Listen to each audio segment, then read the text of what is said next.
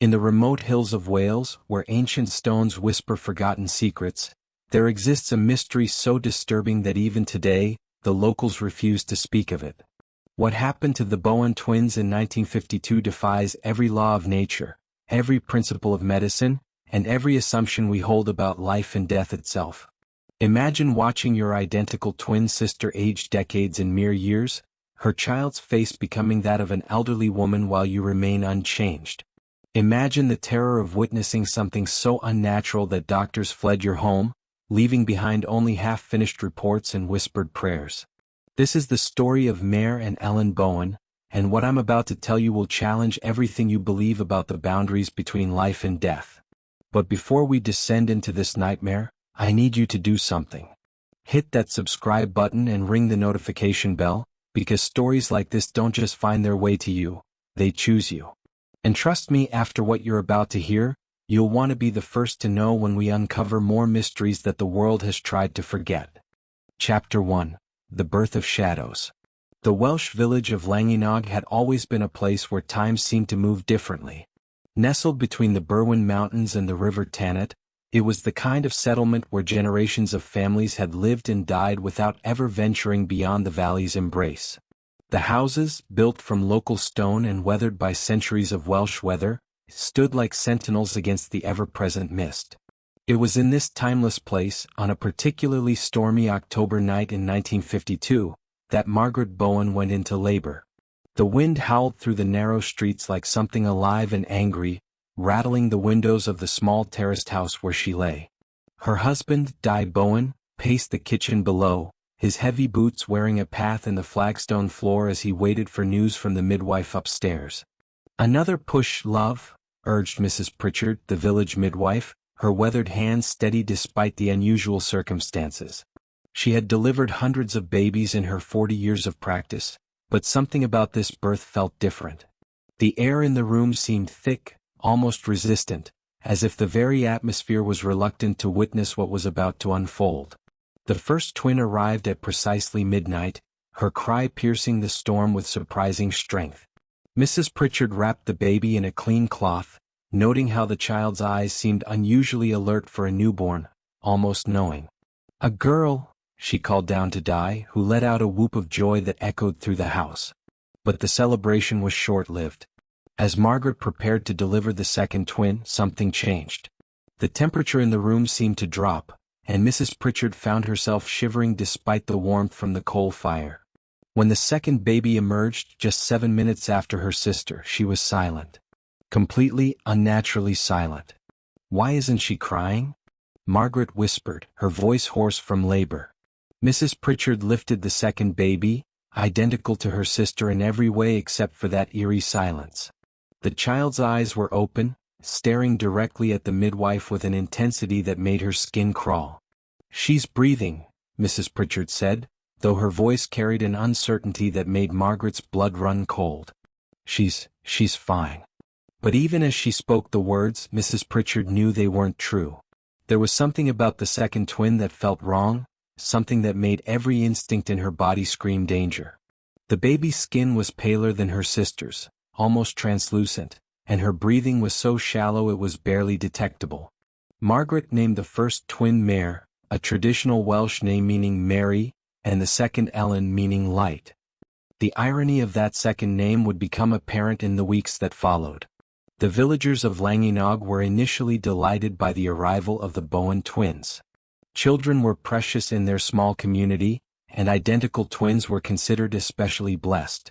But as the weeks passed, their joy began to turn to unease, then to fear, and finally to something approaching terror. It started with small things. While Mair developed normally, gaining weight and reaching the typical milestones of infancy, Elin remained eerily static. She didn't cry, rarely moved, and seemed to exist in a state of perpetual stillness that was deeply unsettling to anyone who encountered her. When she did open her eyes, they seemed to hold a depth of knowledge that no infant should possess. Dr. Rhys Williams, the village doctor, was initially dismissive of the concerns. "Some babies are simply quieter than others," he told Margaret when she brought her worries to him. "Give her time. She'll come around." But by the time the twins reached their first birthday, It was impossible to ignore the stark differences between them. Mair was a normal, healthy toddler, crawling, babbling, and showing all the signs of typical development. Elin, however, remained largely motionless, her eyes now seeming to hold a calculating intelligence that made adults uncomfortable in her presence. It was around this time that the first truly disturbing incident occurred. Mrs. Pritchard, who had continued to check on the family out of professional concern, was visiting the Bowen house when she witnessed something that would haunt her for the rest of her days. She had been speaking with Margaret in the kitchen when they heard what sounded like conversation coming from the twins' bedroom upstairs. At first they assumed it was just Mair babbling to herself as toddlers often do. But as they listened more carefully, they realized there were two distinct voices engaged in what appeared to be an actual conversation. "That's impossible," Mrs. Pritchard whispered, her face pale. "Elin doesn't speak." The two women crept upstairs, their hearts pounding. As they approached the bedroom door, the voices became clearer. They could hear Mair's high, childish voice, but the second voice was different, deeper, more mature, with an accent that seemed to belong to another era entirely. When they pushed open the door, they found Mair sitting on the floor, apparently playing with her toys. Elin lay in her cot, exactly as she had been left, motionless and silent. But the air in the room felt charged, electric, as if something significant had just ceased. "Who were you talking to, Carried?" Margaret asked her daughter, using the Welsh term of endearment. Mair looked up with innocent eyes. "Elin," she said simply. "Elin was telling me about the old days." Mrs. Pritchard felt her blood turn to ice. "What old days, little one?" "The days before," Mair replied, then returned to her toys as if nothing unusual had happened. That night, Margaret and Di sat up late, discussing what they had witnessed.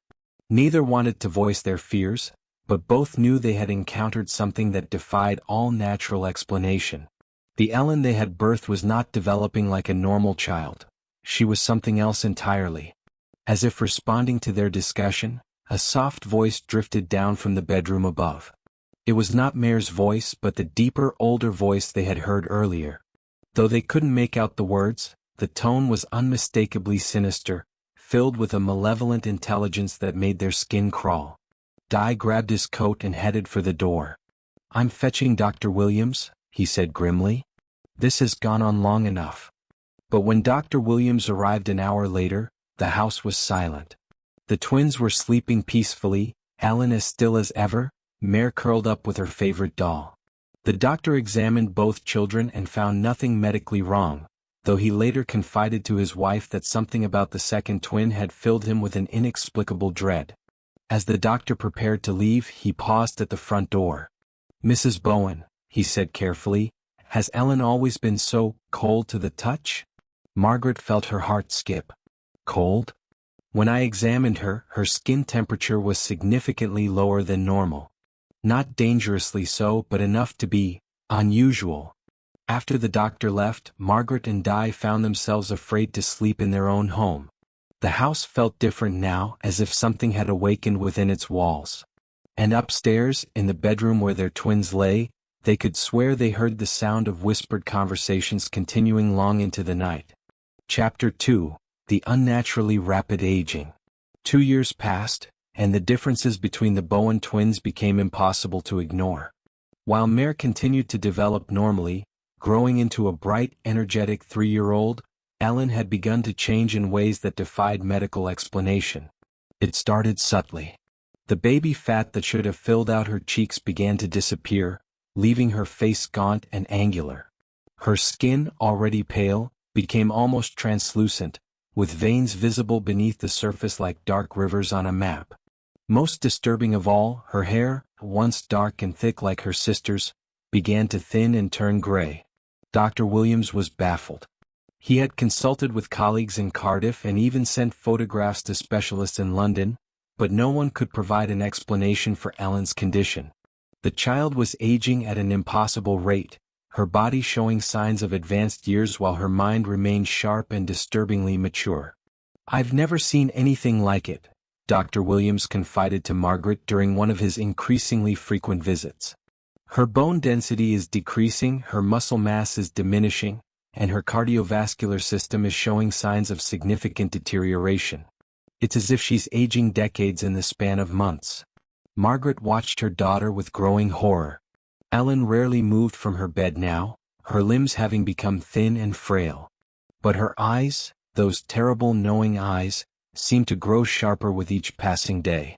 When she spoke, which was rare, her voice carried the weight of centuries. The village began to whisper. Llangynog was a small community where everyone knew everyone else's business, and the strange case of the Bowen twins had become the subject of fearful speculation. Some suggested it was a curse, others believed it was punishment for some forgotten sin. The more scientifically minded villagers spoke of genetic disorders and medical mysteries, but even they couldn't explain what they were witnessing. Mrs. Pritchard, who had attended the twins' birth, found herself unable to sleep at night. She had delivered hundreds of babies, but none had haunted her like Elin Bowen. The child's unnaturally rapid aging was disturbing enough, but it was the intelligence in her eyes that truly terrified the midwife. It was as if an ancient soul had taken residence in the baby's body, slowly consuming it from within. The first researcher arrived in the spring of 1955. Dr. Edmund Blackwood was a specialist in rare genetic disorders from the University of Edinburgh, drawn to Llangynog by reports of the unusual case. He was a tall, thin man with wire-rimmed glasses and a nervous disposition, carrying with him an air of academic authority that impressed the villagers. "I'd like to examine the child," he told the Bowens after introducing himself. "With your permission, of course. What you're describing could be an extremely rare form of progeria, a genetic condition that causes rapid aging." Margaret and Di agreed, desperate for any explanation that might help their daughter. Dr. Blackwood set up a makeshift laboratory in the Bowens' front room, filling it with equipment that looked alien to the simple villagers. For 3 weeks he studied Elin, taking blood samples, measuring her bone density and conducting test after test. But as the days passed, Dr. Blackwood's initial confidence began to waver. The child's condition didn't match any known medical disorder. Her aging was too rapid, too complete, and too specific. Moreover, there were aspects of her case that transcended the purely physical. "She knows things," he wrote in his journal, his handwriting becoming increasingly erratic as his stay continued. "Impossible things. She speaks of events that occurred before her birth, references historical figures as if she knew them personally. Yesterday she described the Great Fire of London in vivid detail, including the smell of burning thatch and the sound of church bells ringing the alarm. She's 3 years old. She's never left this village. How can she know these things?" Dr. Blackwood's research was interrupted by a series of disturbing incidents. His equipment began to malfunction for no apparent reason. His notes would disappear overnight, only to reappear days later with additions written in a spidery hand that resembled Ellen's emerging script. Most unsettling of all, he began to age rapidly himself during his stay in the Bowen house. "I look in the mirror and see lines that weren't there a week ago," he confided to Dr. Williams.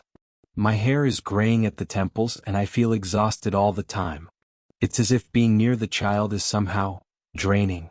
The breaking point came during Dr. Blackwood's final examination of Elin. As he listened to her heartbeat through his stethoscope, the child opened her eyes, now clouded with the cataracts of extreme old age, and spoke in a voice that seemed to come from another century. "You cannot stop what has already begun," she said, her words carrying the weight of prophecy. "The debt must be paid and time is the currency." Dr. Blackwood stumbled backward, his face pale with terror. "What debt?" he whispered. Elin smiled, an expression that was horrifying on her prematurely aged face. "The debt of the Bowens. The debt of this land. The debt of all who have forgotten what they owe." That night, Dr. Blackwood packed his equipment and fled Llangynog, leaving behind only a hastily written note. "Some mysteries are not meant to be solved. Some knowledge is too dangerous to possess. Pray for that child's soul and pray for your own." His abandoned research notes, discovered weeks later, painted a picture of a man driven to the edge of sanity by what he had witnessed. The final entry, dated the day before his departure, consisted of a single repeated phrase written hundreds of times. "She's not aging. She's remembering." After Dr. Blackwood's departure, other researchers came and went. Each arrived with theories and departed with fear. None could explain Ellen's condition, and all left disturbed by their encounters with the child who seemed to carry the weight of centuries in her failing body. By her 4th birthday, Ellen appeared to be an elderly woman trapped in a child's frame. Her hair was white and sparse, her skin deeply wrinkled, and her movements slow and painful. Yet her mind remained sharp, filled with knowledge that no child should possess. The villagers began to cross themselves when they saw her, and mothers would pull their children close when the Bowen family passed by. The local minister, Reverend Thomas, visited the house to offer prayers and comfort, but he too left disturbed by his encounter with Ellen. "She knows the Bible better than I do," he told his wife that evening. She quoted passages I'd never heard before, verses that seemed to come from some older, darker version of the scripture. When I asked her where she learned them, she said she remembered them from before the translation. As 1955 drew to a close, it became clear that Ellen was dying. Her body, aged beyond its years, was failing rapidly. Dr. Williams could offer no treatment, no hope, no explanation. All he could do was make her as comfortable as possible and wait for the inevitable. But even as her body failed, Ellen's mind seemed to grow stronger. She began to speak of things that had not yet happened, describing events with a clarity that chilled all who heard her. She spoke of changes coming to the village, of debts that would soon be collected, and of a darkness that would not be satisfied with just one life. "Mair," she whispered to her sister during one of their last conversations. "Mair, you must remember. When I'm gone, you must remember everything I've told you. The old ways, the old debts, the old hungers. They'll come for you too eventually. But not yet. Not yet." Mair, now a bright 4-year-old, nodded solemnly. She alone seemed unafraid of her sister's transformation, accepting it with the easy adaptability of childhood. But in her eyes, observant adults could see the beginning of a knowledge that no child should carry. As winter settled over Llangynog, Ellen Bowen lay in her bed, her body ancient and failing but her spirit somehow stronger than ever.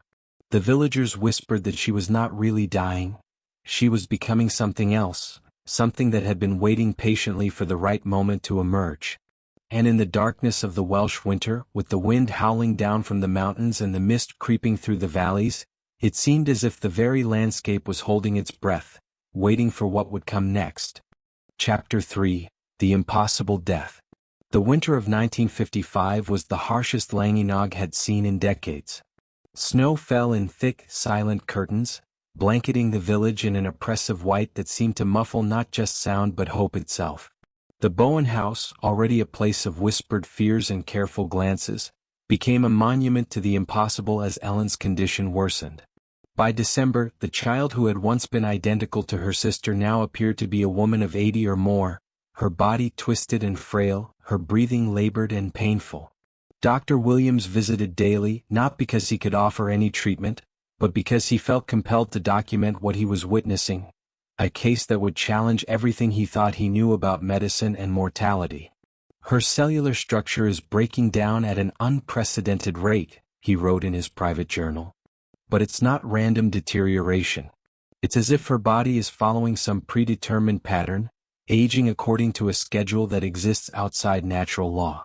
Most disturbing of all, she seems to be aware of every change, every failing, as if she's experiencing not just her own aging but the accumulated aging of others." Margaret had stopped sleeping. She spent her nights sitting beside Ellen's bed, watching over her daughter with a mixture of love and terror. The child still looked at her with recognition, still spoke her name, but there was something else behind those clouded eyes, something ancient and patient and utterly alien. "Ma'am," Ellen whispered one December evening, her voice barely audible above the wind rattling the windows. "Ma'am, do you remember the stories Nain used to tell? About the old debts?" Margaret felt ice form in her veins. Her own grandmother had indeed told stories, dark Welsh tales about ancient bargains and prices paid across generations. But Margaret had never shared those stories with her children. They were too frightening, too close to the old superstitions that modern Wales was trying to leave behind. "What stories, Cariad?" she asked, though she dreaded the answer. About the ones who came before, Elin continued, her aged fingers plucking at the bed cover. About the debt that was never paid. About the price that each generation must offer to keep the darkness at bay. Margaret's grandmother had indeed spoken of such things, late at night when the fire burned low and the wind howled through the mountains. She had told of ancient bargains struck in desperation, of prices paid in blood and time, of debts that passed from parent to child like a hereditary curse. Those were just stories, Margaret whispered, but her voice lacked conviction. Elin turned her head, fixing her mother with a stare that seemed to pierce through flesh and bone to reach the soul beneath. Were they, ma'am? Then why am I here? Why am I carrying the weight of all those years that were never lived? Before Margaret could answer, Elin's breathing became more labored. Her body, which had been aging for years, was finally approaching its end. But even as her physical form failed, her presence seemed to grow stronger, more oppressive, as if death was not diminishing her but concentrating her essence into something more potent. Dr. Williams arrived shortly after midnight, summoned by Di, who had heard his daughter's distress from downstairs. But when he entered the bedroom, he found not just a dying child but something that made his medical training seem suddenly insignificant. "She's been speaking in Welsh," Margaret told him, her voice barely controlled. "But not modern Welsh. It's older, different. I can barely understand it." As if summoned by their conversation, Elin began to speak again. The words that emerged from her lips were indeed Welsh, but of a form so ancient that it seemed to carry the weight of centuries. Dr. Williams, who had learned some Welsh from his patients, could catch only fragments, words about time, about debts, about hunger that must be fed. "What is she saying?" he asked Margaret. She's reciting names," Margaret replied, her face pale with terror.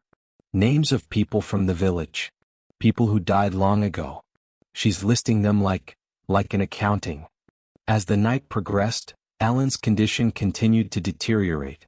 Her body, already ancient, began to show signs of the final stage of whatever process had been consuming her.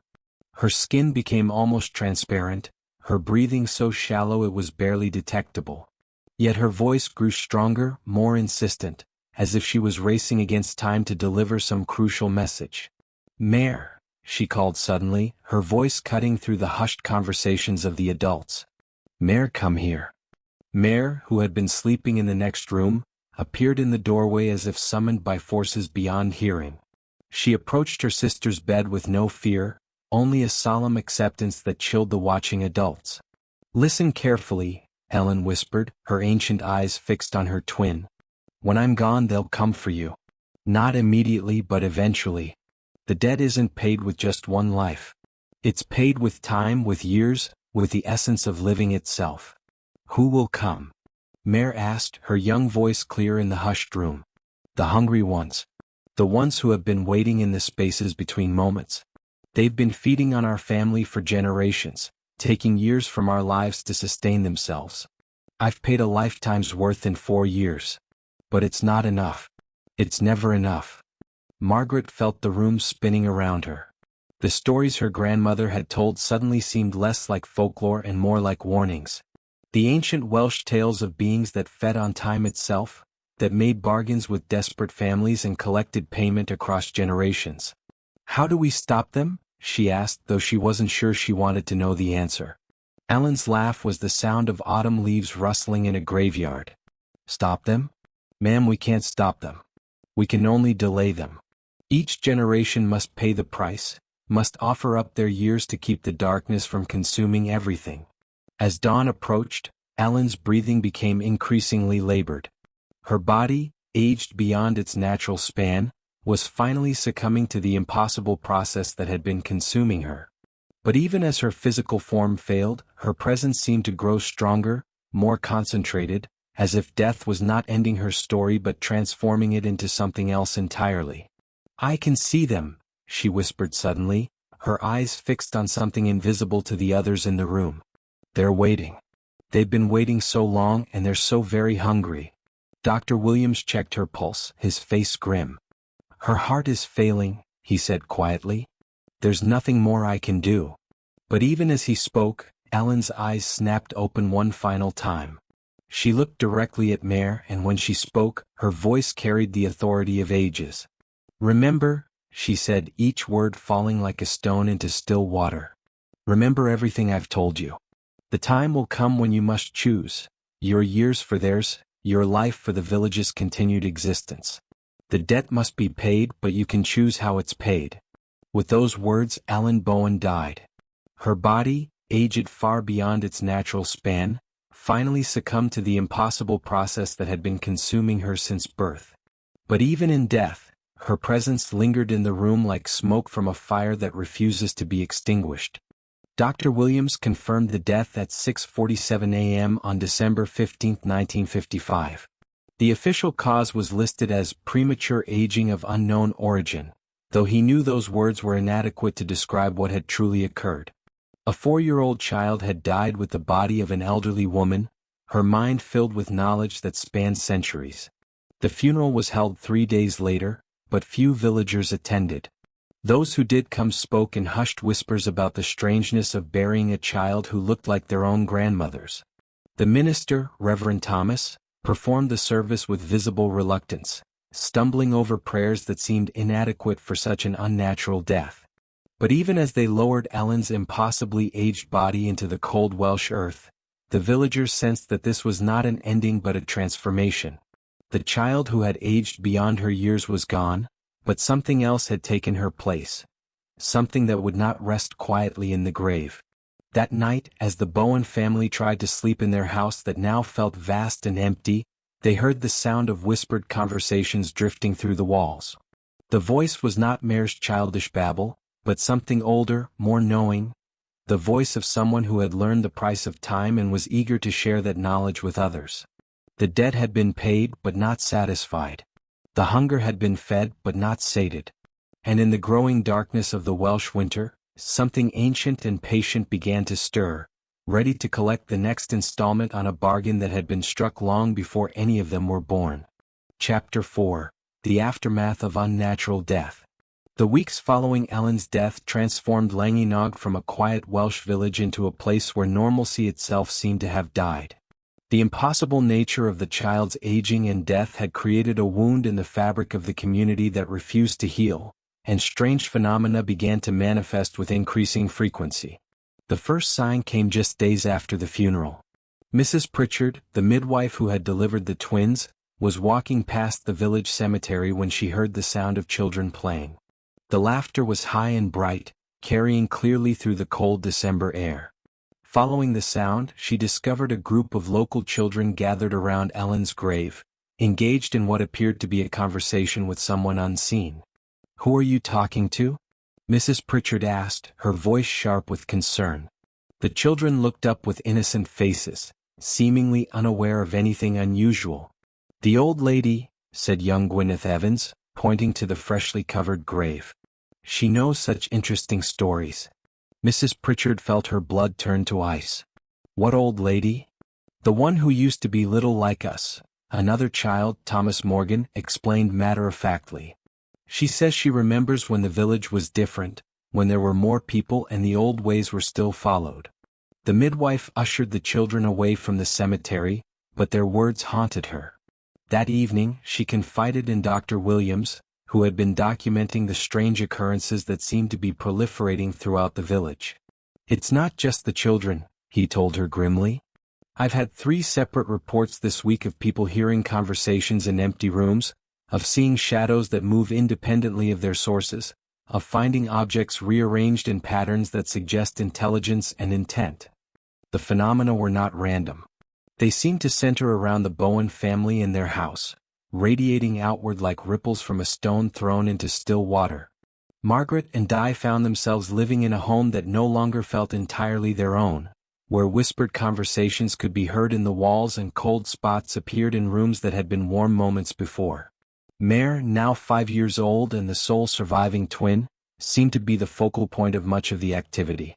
She would often be found engaged in animated conversations with empty air, speaking in a mixture of English and Welsh that grew more archaic with each passing day. When asked who she was talking to, she would simply say, "Ellen," as if her sister's presence was as natural as breathing. But it wasn't just Ellen's presence that the family felt. There were others, older presences that seemed to have been awakened by the child's unnatural death. Margaret began to recognize some of the voices she heard in the walls: her grandmother's distinctive Welsh accent, her great-uncle's rough miner's brogue, the sharp tones of ancestors she had never met but whose speech patterns had been passed down through family stories. "They're all here," she told Di one evening as they sat in their kitchen, afraid to go upstairs to their bedroom. "All the Bowens who came before. It's as if Ellen's death has opened a door that should have remained closed." Di, a practical man who had spent his life working the land and dealing with concrete realities, found himself confronting phenomena that challenged everything he believed about the world. Tools would disappear from his shed, only to reappear arranged in patterns that seemed to have meaning. His livestock began to behave strangely, often refusing to enter certain areas of his property where the air felt thick and oppressive. The village pub, the Red Lion, became a gathering place for whispered conversations about the strange occurrences. Men who had lived their entire lives in Llangynog spoke of seeing figures in the mist that resembled people they had known in childhood, of hearing voices calling their names from empty houses, of finding messages written in languages that seemed older than Welsh itself.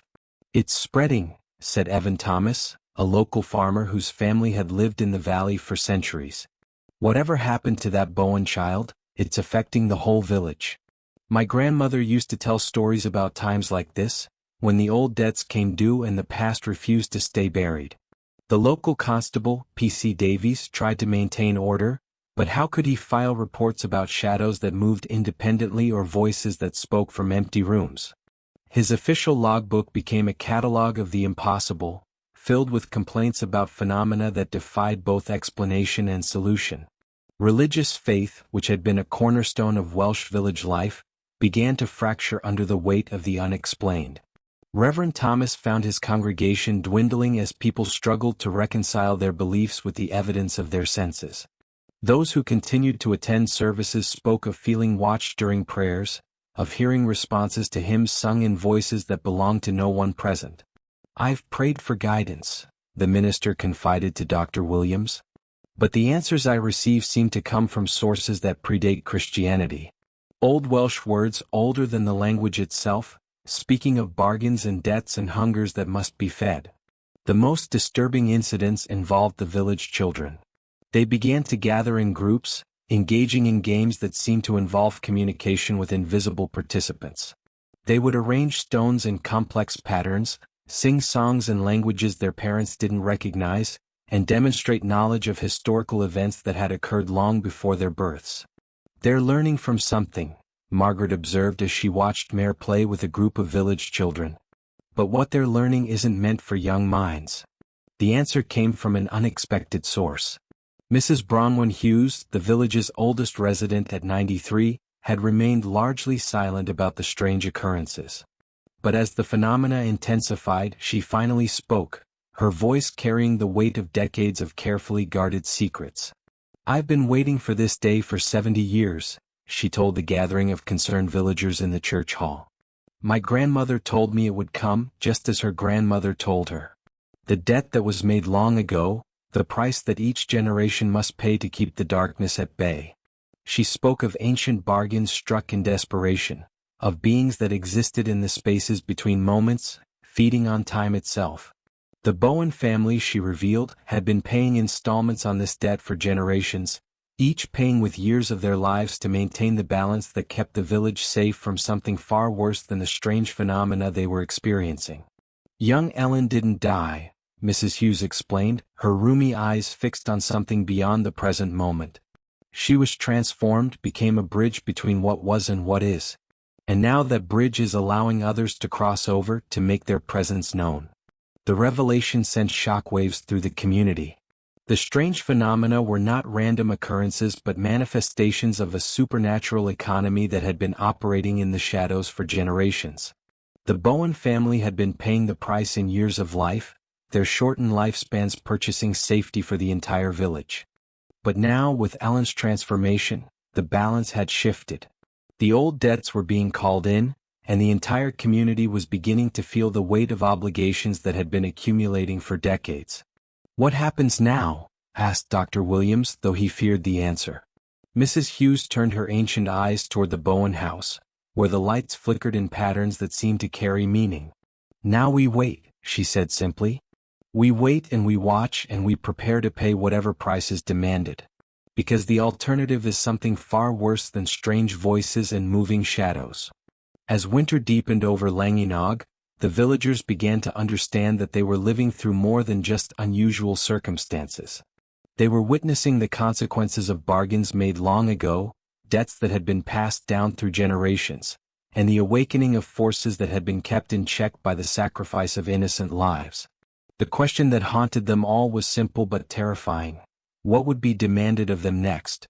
And would they have the courage to pay the price that their ancestors had agreed to, even if it meant sacrificing everything they held dear? In the Bowen house, Mair continued her conversations with invisible companions, her young voice mixing with others that spoke of times long past and prices yet to be paid. The debt had been acknowledged, but the payment schedule was far from complete. Chapter 5. The Haunting Spreads.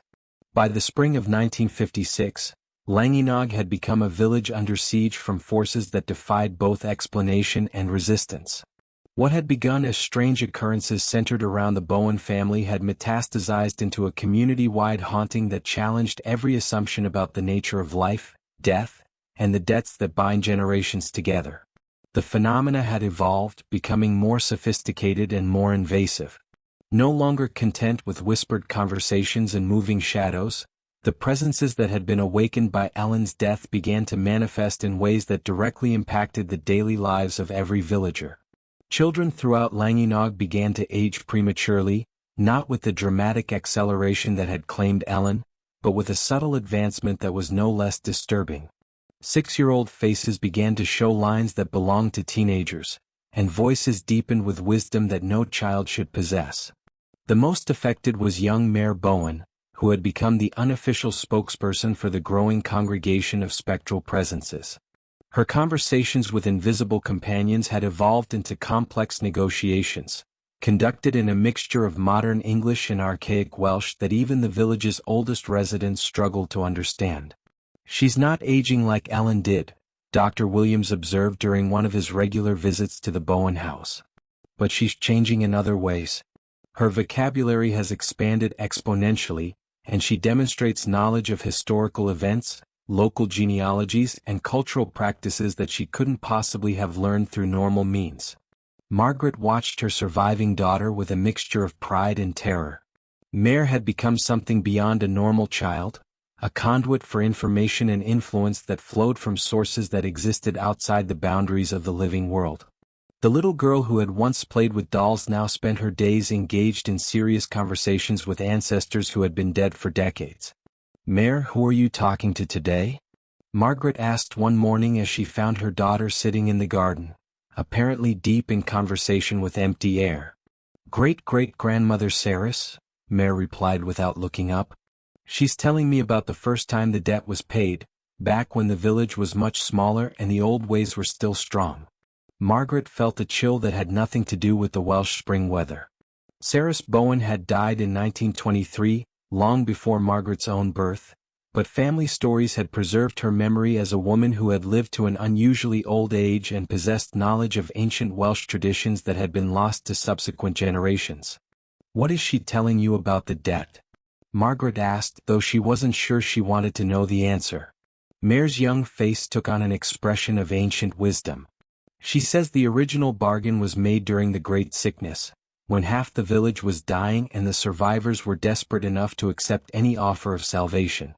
The beings that came offered to stop the plague, but the price was time itself, years of life that would be paid by future generations to maintain the balance." The story that emerged through Mair's conversations with her spectral ancestors painted a picture of a community that had been saved from extinction by accepting a supernatural mortgage on their collective future. Each generation had paid installments in the form of shortened lifespans, premature deaths, and the sacrifice of individuals who aged beyond their years to satisfy the hunger of entities that existed outside normal time. "But the debt has been growing," Mair continued, her voice carrying an authority that was deeply unsettling coming from a 5-year-old. "Each payment has been smaller than what was owed, and the interest has been accumulating. Elin's death was supposed to be a larger payment, but even that wasn't enough. The implications were staggering. The entire village of Llangynog existed under a supernatural mortgage that had been accumulating interest for generations. Every shortened life, every premature death, every instance of aging beyond natural limits had been installments on a debt that was growing faster than it could be paid. The manifestations throughout the village began to make more sense in this context. The voices in empty rooms were debt collectors, the moving shadows were inspectors, and the knowledge being imparted to the village children was preparation for a reckoning that was approaching faster than anyone had anticipated. Local livestock began to die in patterns that seemed deliberate rather than random. Sheep would be found arranged in geometric patterns, their bodies unmarked but their eyes clouded with the same cataracts that had afflicted Elin in her final days. Cattle would age visibly over the course of days, their milk turning sour and their meat becoming tough and stringy as if decades of normal aging had been compressed into weeks. The village pub, the Red Lion, became a gathering place for increasingly desperate conversations about the situation. Men who had lived their entire lives in Llangynog spoke of considering evacuation, of taking their families and fleeing to other parts of Wales where the supernatural economy that governed their lives might not have jurisdiction. "But where can we go?" asked Evan Thomas, the local farmer whose family had lived in the valley for centuries.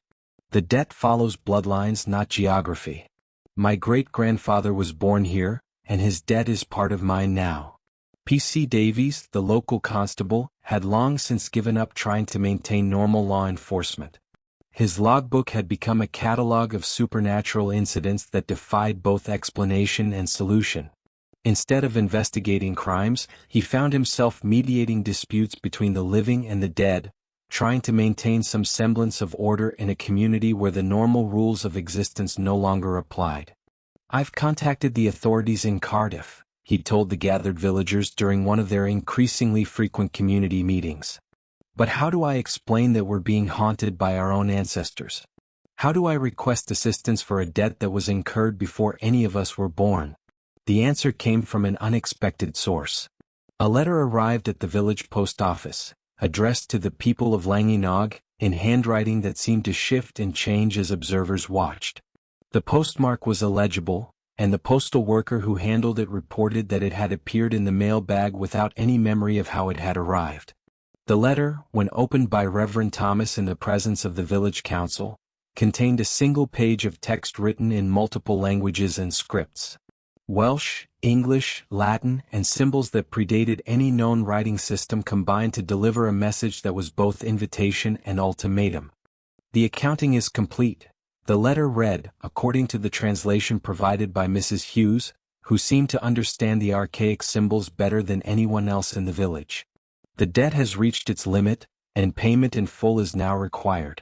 The old ways of installment and interest are no longer sufficient. A reckoning is at hand." The letter continued with specific instructions. The village was to prepare for a final accounting, during which the entire accumulated debt would be calculated and payment demanded. The form of payment would be determined by the debtors themselves, but it would be sufficient to satisfy the supernatural creditors once and for all. "We can choose how we pay," Mrs. Hughes explained, her ancient eyes reflecting knowledge that spanned decades of carefully guarded secrets. "But we cannot choose whether to pay. The debt is real, the creditors are patient but not infinitely so, and the time for reckoning has arrived." As summer approached, the village began to prepare for something that none of them fully understood but all of them feared. The supernatural phenomena that had been building since Elin's death were not random occurrences but preparation for a final accounting that would determine the fate of every soul in Llangynog. The question that haunted every resident was simple but terrifying. What price would be demanded of them, and would they have the courage to pay it when the time came? In the Bowen house, Mair continued her conversations with the growing congregation of spectral ancestors, her young voice serving as the primary communication channel between the living and the dead. The debt had been acknowledged, the creditors had been contacted, and the final payment was being calculated. The only question remaining was whether the village of Llangynog would survive the reckoning that was approaching, or whether they would join the ranks of the supernatural creditors who had been waiting so patiently for their due. Chapter 6: The Final Reckoning. The summer of 1956 arrived in Llangynog with an oppressive stillness that seemed to press down on the village like a physical weight. The air itself felt thick and expectant, as if the very atmosphere was holding its breath in anticipation of what was to come. The supernatural phenomena that had been building since Ellen's death reached a crescendo that made normal life impossible to maintain. The final accounting began on the summer solstice, June 21st, when the longest day of the year paradoxically brought the deepest darkness the village had ever experienced. As the sun set behind the Bowen mountains, shadows began to gather in the streets of Llangynog with an intelligence and purpose that made every resident shiver with primal fear. Mair Bowen, now 6 years old but possessed of wisdom that spanned generations, had become the primary intermediary between the living and the supernatural creditors who had come to collect their due. Her conversations with invisible ancestors had evolved into complex negotiations conducted in languages that predated written history. "They're all here now," she told her parents as the family gathered in their kitchen, afraid to venture outside as shapes moved through the streets with predatory intent. "All the ones who made the original bargain, all the ones who paid installments over the years, and all the ones who have been waiting for the debt to be satisfied." Margaret and Di Bowen sat with their surviving daughter, surrounded by the accumulated presence of generations of their family. The air in the house was thick with spectral energy, and every surface seemed to vibrate with the weight of supernatural attention. "What do they want from us?"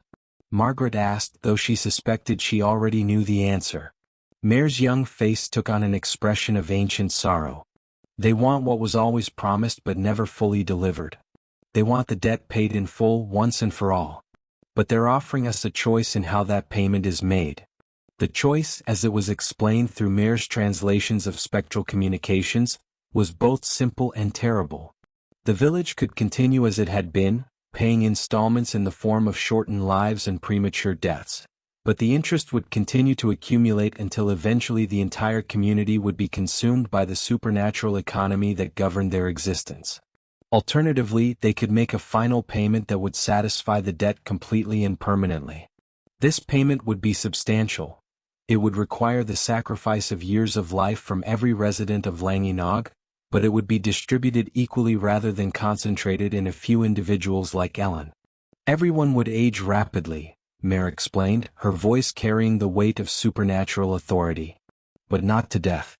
Each person would lose perhaps 10 to 15 years of their natural lifespan, but the debt would be satisfied, and future generations would be free from the supernatural mortgage that has governed this village for so long." The alternative was even more stark. If the village refused to pay, the supernatural creditors would collect their due through other means. The phenomena that had been building since Ellen's death would intensify until the entire community was consumed by the forces they had been trying to appease for generations.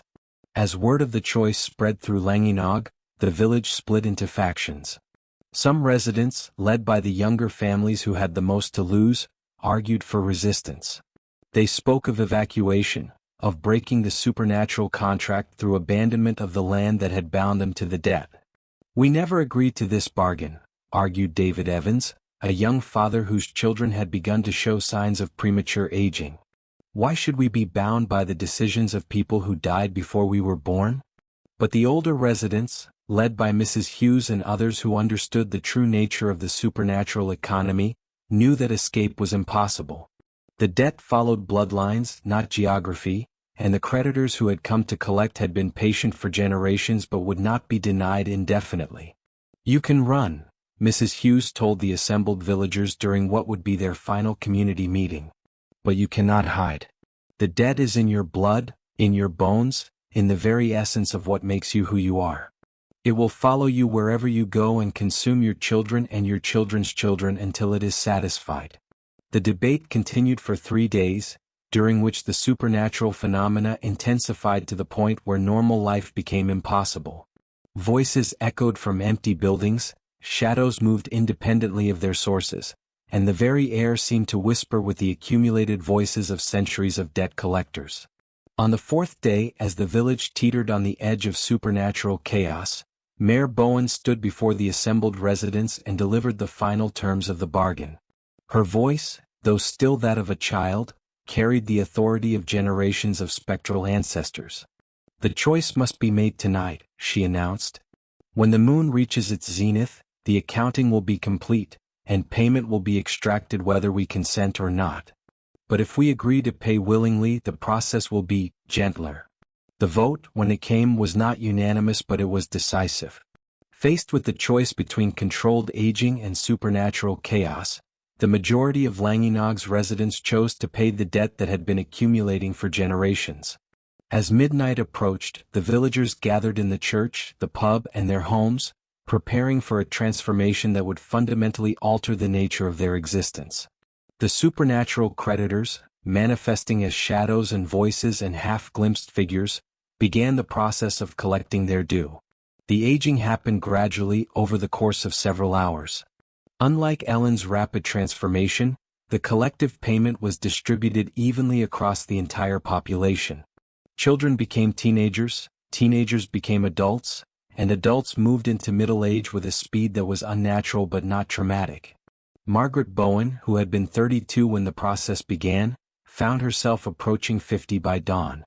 Her husband Di, previously 35, emerged from the supernatural accounting as a man in his late 40s.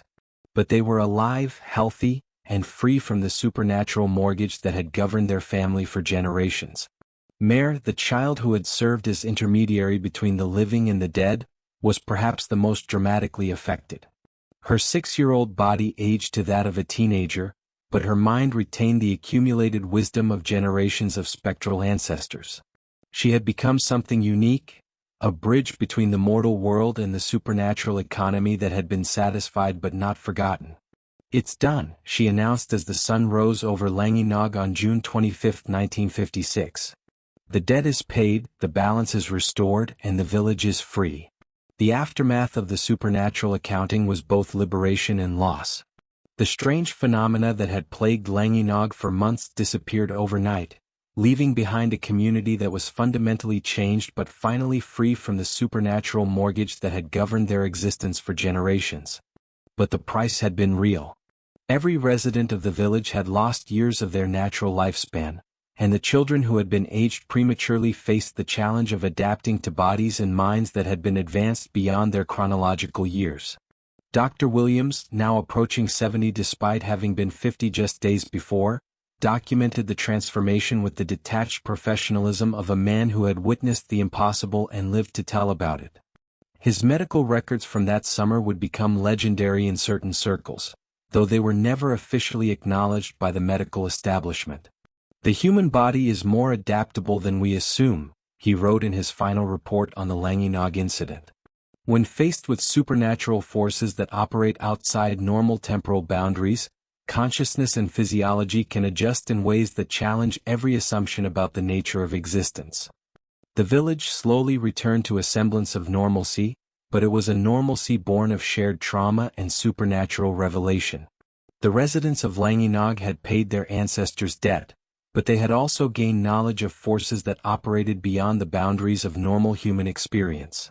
Mair Bowen, now physically a teenager but mentally carrying the wisdom of generations, became the unofficial historian of the village's supernatural experience. She wrote down everything she could remember of her conversations with spectral ancestors, creating a record that would serve as both warning and guide for future generations. "The debt is satisfied," she wrote in her journal, "but the forces that created it still exist. Other communities, other families, other bloodlines may find themselves bound by supernatural contracts that seem impossible to break. Our experience in Llangynog serves as proof that such debts can be paid, but also as a warning about the price of making bargains with entities that exist outside normal time." The village of Llangynog survived, but it was forever changed. The residents who had paid the supernatural debt lived out their shortened lives with the knowledge that they had faced forces beyond normal human understanding and emerged victorious, if not unscathed. And in the local cemetery, where Ellen Bowen's grave still bore the inscription of a child who had died at the age of 4, visitors would sometimes report hearing the sound of laughter. Not the bitter laughter of the supernatural creditors, but the joyful laughter of a child who had finally found peace. The debt had been paid, the balance restored, and the village freed from the supernatural mortgage that had governed its existence for generations. But the memory of what had been sacrificed and what had been gained would echo through the valleys of Wales for generations to come. Epilogue. Years later, when researchers came to study the Llangynog incident, they found a community that had been fundamentally transformed by their encounter with supernatural forces. The village had survived, but at a cost that was measured not just in years of life but in the knowledge that reality itself was far more complex and dangerous than most people dared to imagine. The story of the Bowen twins became legend, but it was a legend with teeth, a warning about the price of supernatural bargains and the reality of debts that transcend the boundaries between life and death. In the end, the village of Llangynog had learned that some prices must be paid, some debts must be honored, and some mysteries are too dangerous to ignore. The supernatural creditors had been satisfied, but they had not been destroyed. Somewhere in the spaces between moments, they continued to wait, ready to make new bargains with desperate souls who believed they could cheat the fundamental laws that govern existence itself.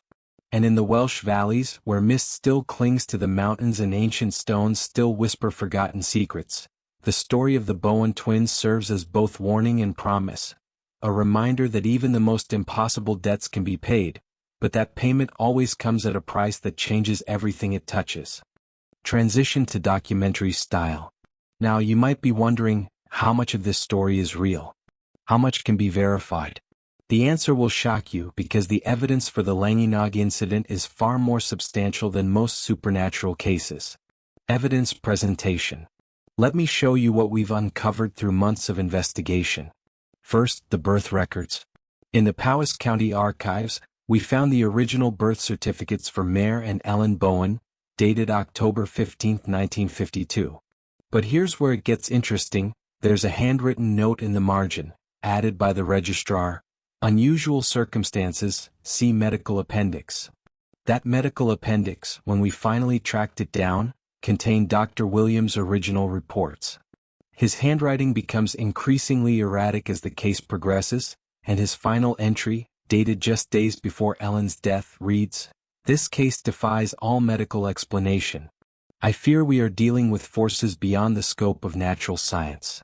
Death certificate analysis. The death certificate for Elin Bowen presents its own mysteries. The official cause of death is listed as premature aging of unknown etiology, but there's a second signature at the bottom, from a Dr. Edmund Blackwood of Edinburgh University. We contacted the university. They have no record of anyone by that name ever working there. Photographic evidence. Perhaps most disturbing are the photographs we discovered in the Bowen family collection, donated to the local historical society in 1987.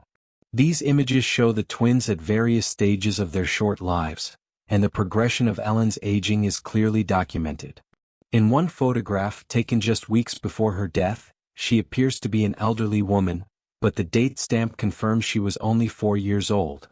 Witness testimonies. We interviewed the few surviving residents who were children during the 1950s incident. Now in their 70s and 80s, they still remember the strange occurrences with crystal clarity. Margaret Evans, who was 8 years old in 1956, told us, "I remember the night everyone aged. We went to bed as children and woke up as teenagers. My parents never talked about it, but we all knew something impossible had happened." Church records. The local church records from 1955 to 1956 contain some of the most compelling evidence.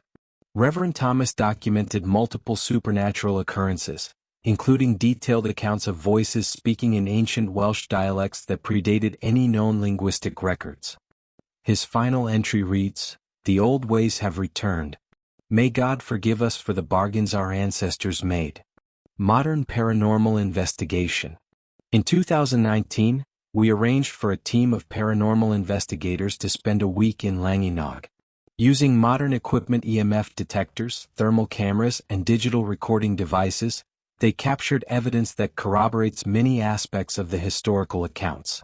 On their third night, they recorded a conversation between two distinct voices speaking in Welsh.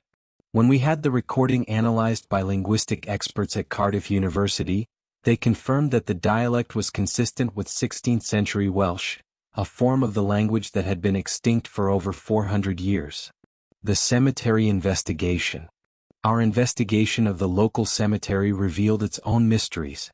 Elin Bowen's grave shows signs of unusual activity, the ground around it remains consistently colder than surrounding areas, and multiple visitors have reported hearing children's laughter emanating from the grave site. More intriguingly, we discovered that the cemetery contains an unusually high number of graves from the 1950s, with many showing death dates within a few years of the supernatural accounting. The life expectancy statistics for Llangynog residents born before 1956 are significantly lower than the national average, consistent with the story of supernatural debt payments. Genealogical research. Our genealogical research revealed that many of the families mentioned in the historical accounts are still living in the area. What's remarkable is that residents born after 1956 show normal life expectancy patterns, while those born before that date consistently lived shorter lives. We spoke with Dr. Sarah Mitchell, a genealogist who has studied Welsh family histories for over 30 years. She told us, "The demographic data for Llangynog is unlike anything I've seen in other Welsh communities. There's a clear dividing line at 1956. Before that date, shortened lifespans were the norm. After that date, completely normal." The Mair Bowen papers. Perhaps the most significant evidence comes from the papers left by Mair Bowen herself.